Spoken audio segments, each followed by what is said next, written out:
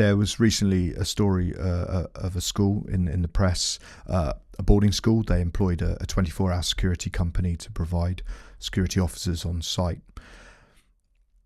They assumed that the security company was legit and was doing things properly, and it turned out that the security officers didn't actually even have SIA licenses, let alone the proper background checks. Now, if you were a parent who was sending their children to a school, you would want to know that the people who were responsible for looking after your children had the proper checks, and they didn't. And actually, I think this happens quite a lot more often than we think, and that may be because the schools don't realise that security companies aren't all run properly, or it may be it's because they just haven't considered the risks.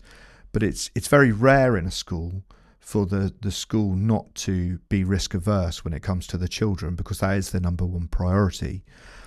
I think it's around ignorance of the security industry and how they will assume that all security companies do all the right checks, but unless they're externally verified, there is absolutely no way you can know.